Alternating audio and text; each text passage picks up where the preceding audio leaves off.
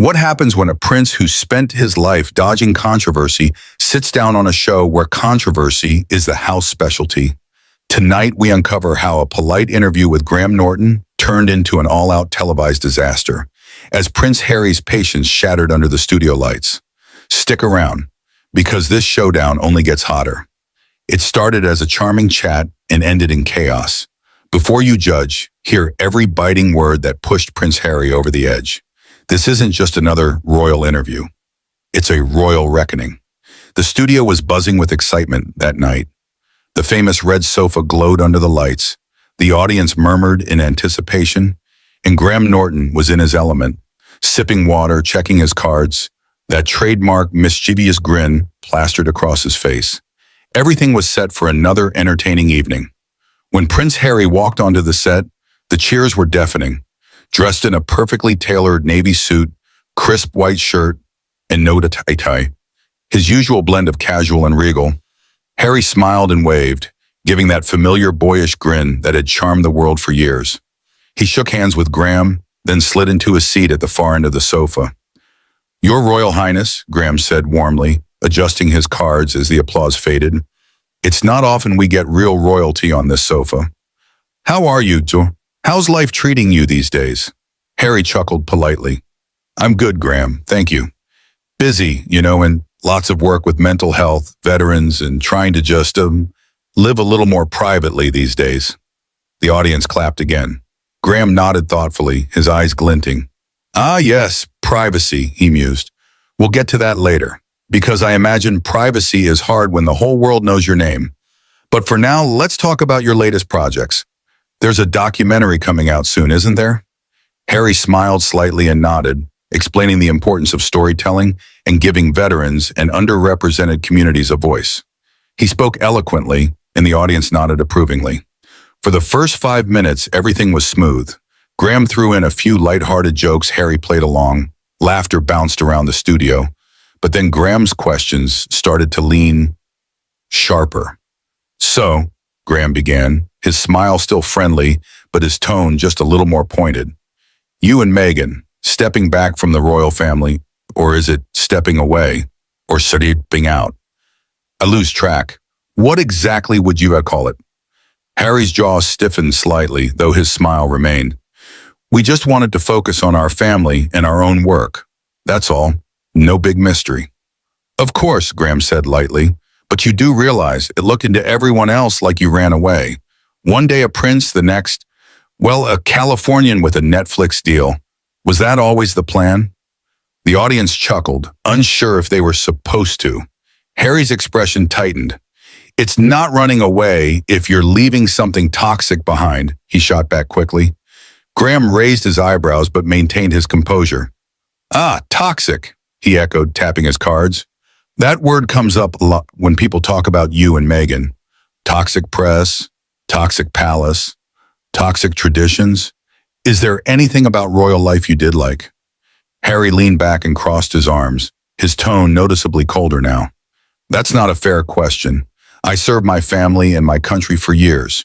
But when it started hurting the people I love, it was time to go." "Hurting?" Graham pressed, still smiling but with a glint in his eye. "Because of the press or because of the family itself?" Harry's voice dropped half an octave. "Both." The temperature in the room shifted slightly. The audience sensed something building. Graham, unfazed, flipped to his next card. "Well, on that note, let's talk about Meghan. Many people felt she never quite fit in with the royal family. Some even say she knew she wouldn't and went in with an agenda. How do you respond to that?" Harry's smile was gone now. He stared straight at Graham and said very flatly, "That's nonsense, and frankly, a ridiculous question." Graham gave a little laugh and held up his hands. "No offense intended. I'm just asking what's already out there. These are the things people say." Harry leaned forward slightly. "Maybe people shouldn't say things they know nothing about." A ripple of unease moved through the audience. Graham sensed it too, but he wasn't backing down. Of course," he replied smoothly. "But let's be honest. You moved halfway across the world, cut ties with your family, and yet you still keep popping up on magazine covers and TV screens.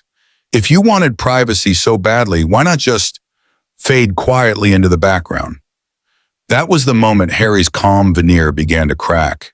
He let out a short laugh, but it wasn't warm. "You really don't get it, do you?" he said, his voice laced with irritation. Graham tilted his head slightly. "Oh, I think I get it, but I'm curious to hear you explain it." Harry's eyes flashed. "It's not about disappearing. It's about controlling the narrative, telling our story before people like you twist it into something ugly." Graham sat back, fingers steepled. "Ah, so we're the problem." Harry didn't answer. The tension was palpable now. The audience still, the cameras rolling, every pair of eyes locked on the two men as the temperature in the studio seemed to rise degree by degree. And this was only the beginning. The audience didn't dare breathe. Even the studio lights seemed hotter now. Harry sat rigid on the famous red sofa, his jaw tense, his knuckles white on the armrest. Graham, by contrast, sat with the relaxed elegance of a man who'd seen 1,000 tense interviews before. But he could sense the powder keg he was sitting next to, and he was striking matches anyway. "Well," Graham said after a beat, his smile almost apologetic but his eyes glinting with challenge, "you've made it very clear you wanted to control your own story, Harry. But surely you can see how it looks a little contradictory.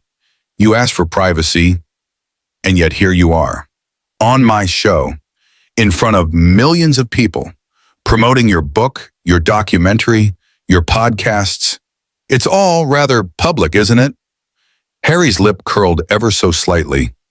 "There's a big difference between telling your own story and letting tabloids lie about it." "Ah," Graham mused, leaning forward slightly, "but doesn't telling your story invite scrutiny?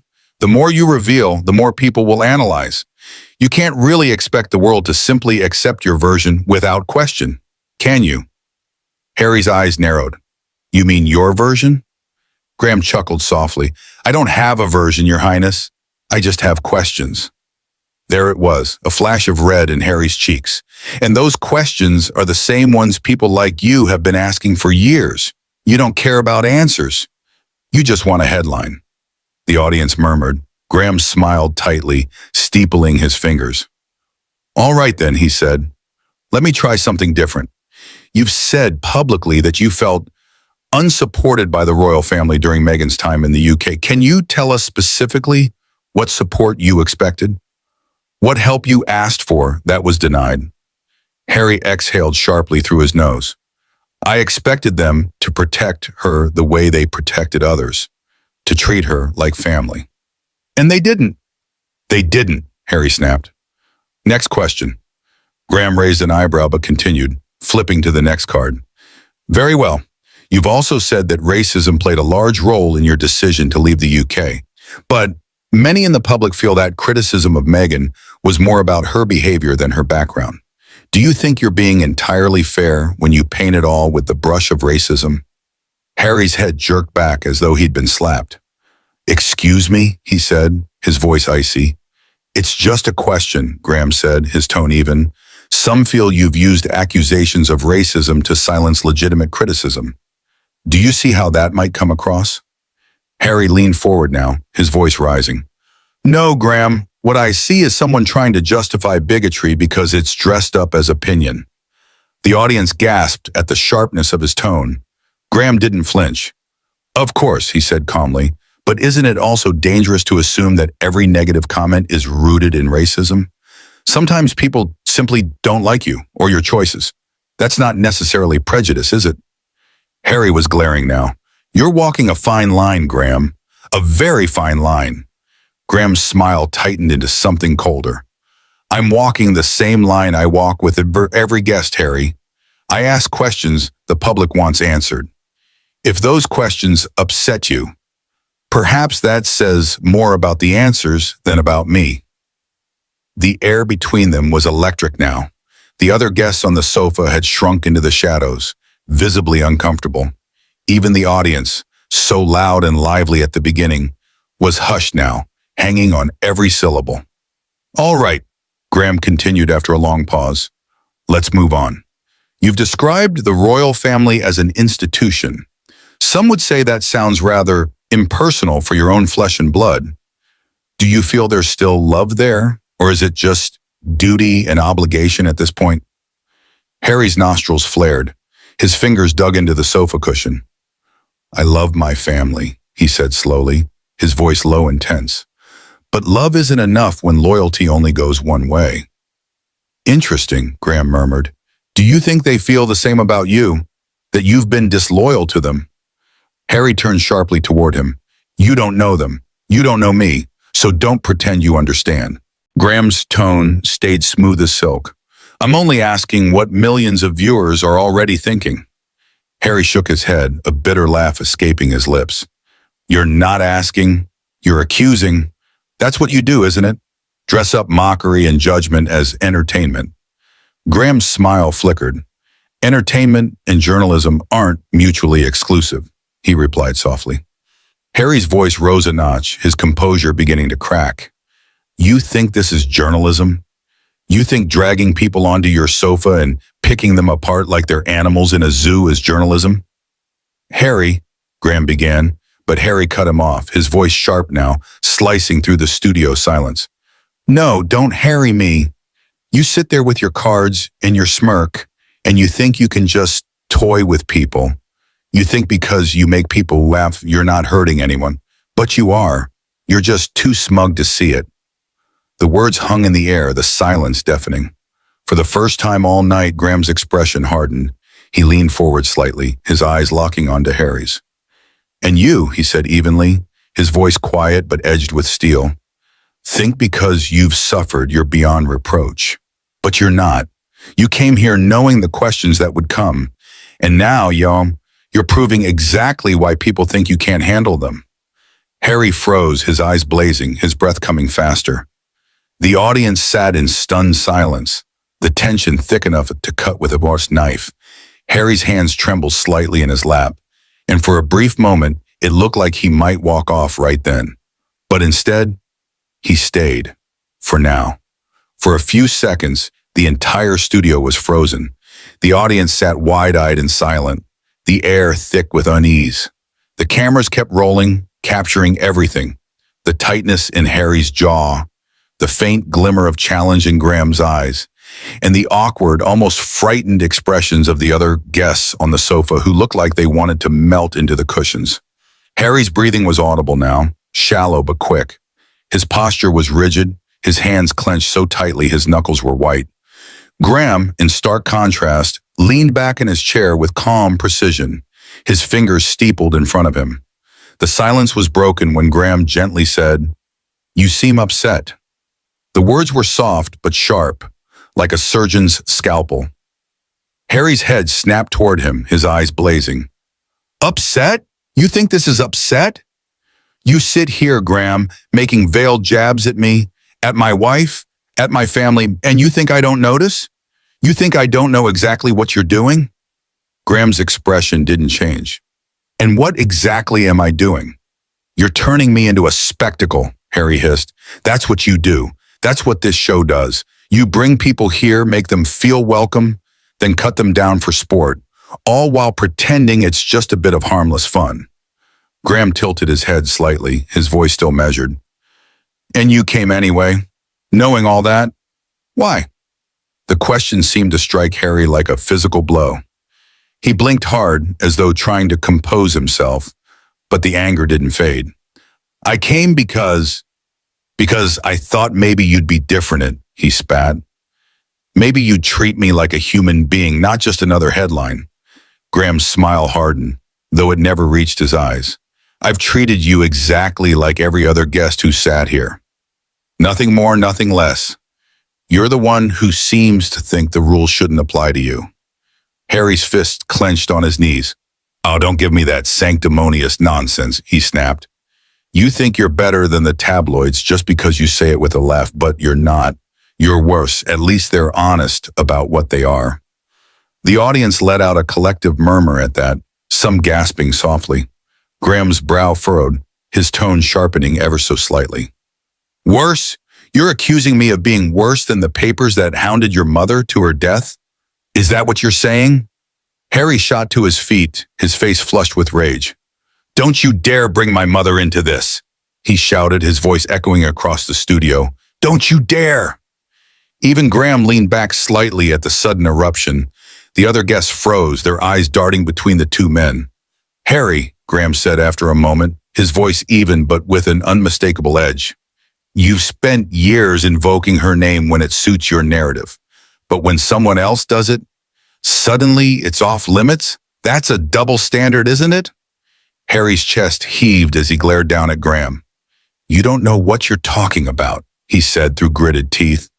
Then explain it to me, Graham pressed, still seated, still calm. Help me understand. Help the audience understand. You keep saying you want your truth to be heard, so tell it.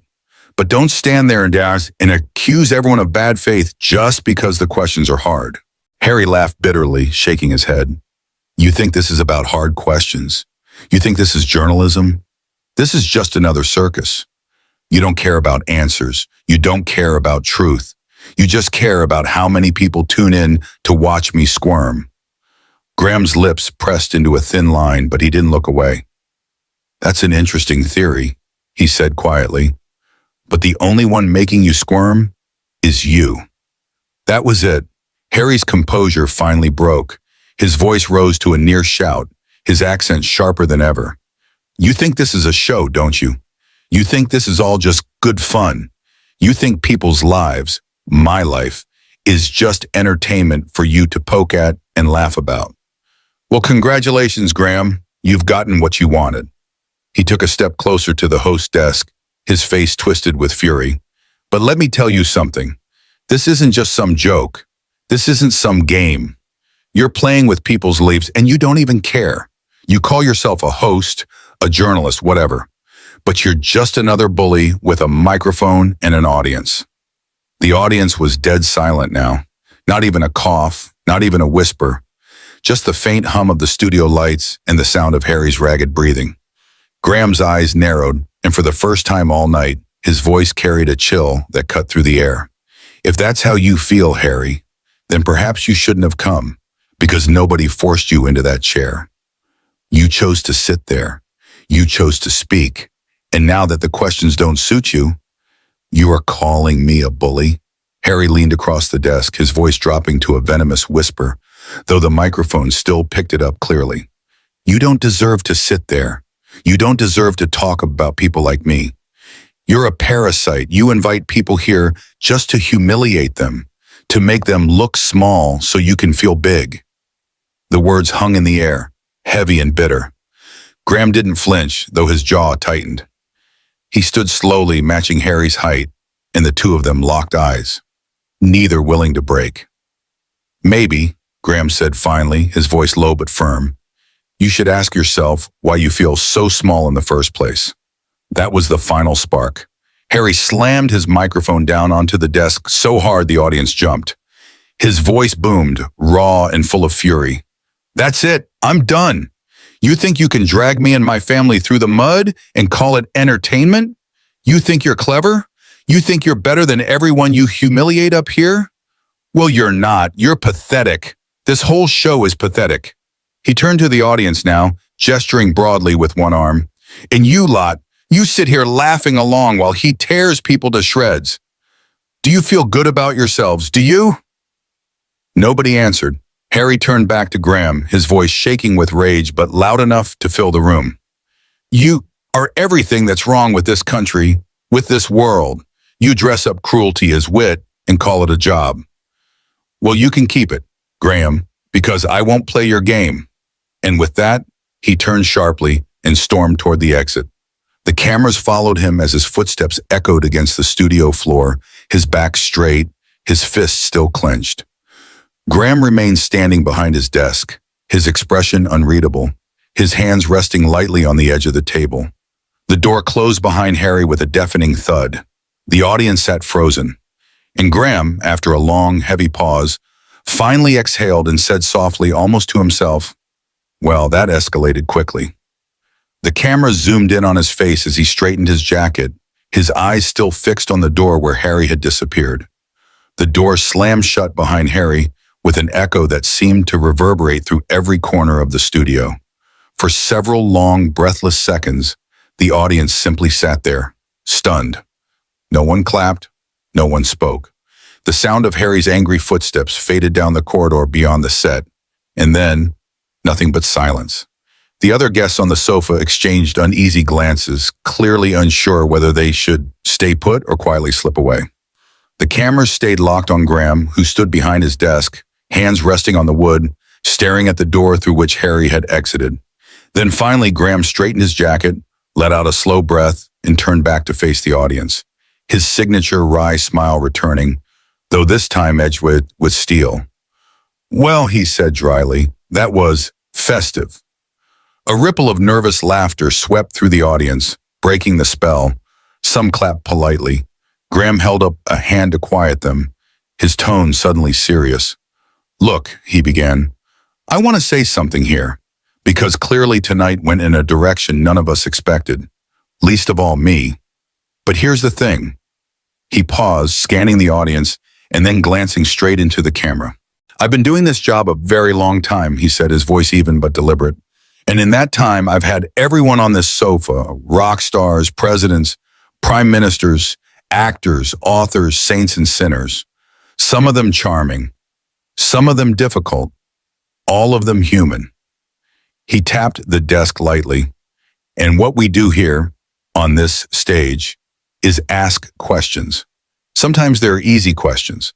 Sometimes they're hard, but they're questions people deserve to hear answered. That's not bullying, that's not cruelty, that's conversation. And if a guest can't handle that, perhaps they shouldn't agree to sit in this chair." The audience broke into scattered applause, though Graham waved it down with a faint smile. "I have nothing but sympathy for Harry's struggles," he continued, his voice softening just slightly, "for what he went through as a boy and what he continues to endure. But sympathy," he added, his tone sharpening again, "doesn't exempt anyone from scrutiny, especially when they voluntarily put themselves in the spotlight." He leaned forward now, his eyes glittering. "Because make no mistake," he said, "that wasn't me attacking him. That was him attacking himself. What you just saw wasn't cruelty from me. It was a man so determined to control the narrative that he couldn't stand being asked the simplest questions about it. And that says more about him than it does about me." The audience murmured in agreement, some even clapping again, louder this time. Graham's gaze drifted to the floor for a moment, then back to the camera. "And to Harry, if you're watching this later, I wish you and your family nothing but peace. But if you come here to tell your story, don't expect me or anyone else to just nod along and smile, because that's not honesty. That's theater. And this show is not theater. This is a conversation." He gave a faint shrug, then sat back down in his chair, picking up a cue card. "Well," he said, his signature wit re-emerging to lighten the mood, "that was Prince Harry, everyone. For about 15 minutes anyway." The audience laughed, this time more freely, the tension finally breaking. "Coming up next," Graham said, glancing at the other guests still seated on the sofa, who were now visibly relieved, "we'll be joined by someone who doesn't mind answering questions, or at least hasn't stormed off yet." The camera pulled back slightly as Graham chuckled softly to himself, shuffling his cards as if nothing had happened, though the slight smirk on his face said otherwise. But then he looked straight into the lens one last time, his eyes narrowing playfully. "And for anyone at home who's upset by what you've just seen, don't be," he said, "because the truth has a way of coming out, whether you like it or not. And tonight you all saw it for yourselves." He leaned back, spread his arms casually, and let the studio lights shine down on him as the applause swelled around him once more. And there you have it, the unforgettable night Prince Harry stormed off the Graham Norton show, leaving a stunned audience and a host who refused to back down. If you enjoyed this behind-the-scenes breakdown of one of the most intense talk show moments ever, don't forget to hit that like button. Leave a comment below. Do you think Graham went too far, or was Harry out of line? And of course, make sure to subscribe so you don't miss more incredible stories like this one. Thanks for watching, and remember, the truth may be uncomfortable, but it's always worth hearing.